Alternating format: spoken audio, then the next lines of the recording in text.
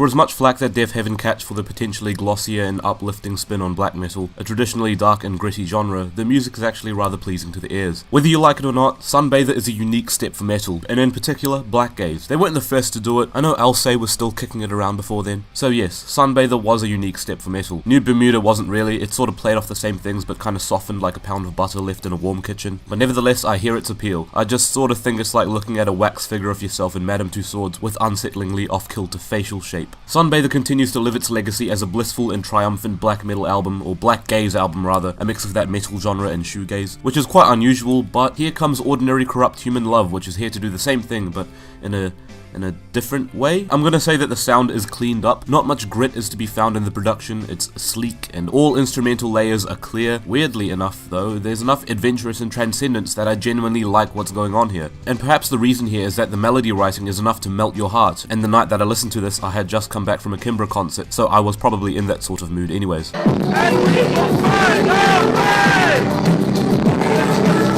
Just like that! Turns out that on repeat listens, it works for any setting and mood if you need that pick-me-up. It certainly sounds like the aftermath of destruction, it has that atmosphere for it, and the very key, abrasive black metal growls are there to sober drive that idea home. But what takes precedence over them are the guitars, which all sound beautiful and glistening like the after image in a Bam in the Dirt Is Gone advertisement. The vocals end up sounding merely like another instrument, and buried under most of the guitars, they quite artfully sound like the dark foreboding heart to a lot of the beauty that twinkles in this album like a star-freckled midnight sky. Wow, I'm poetic as fuck. Deafheaven are triumphant in their approach to melody in that they'll always provoke a sense of wonder or devastation or affection or worry or surprise or freedom or resilience or...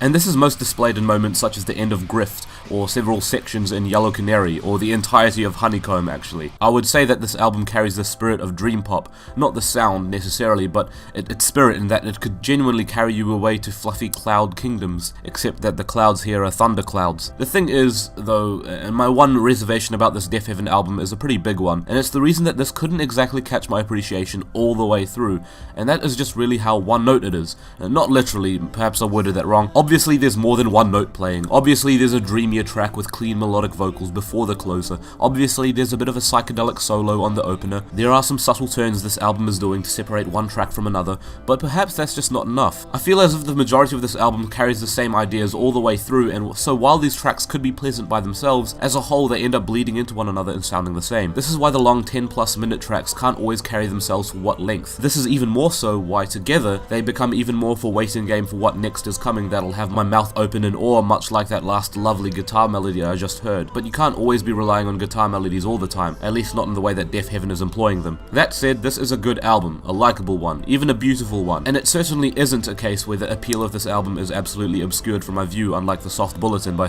This is worthy of acclaim. It isn't trying to be a brutal form of black metal, but is instead being openly inspired by it and using that sound to achieve something entirely different, which I think metal fans tend to hate. 6 out of 10.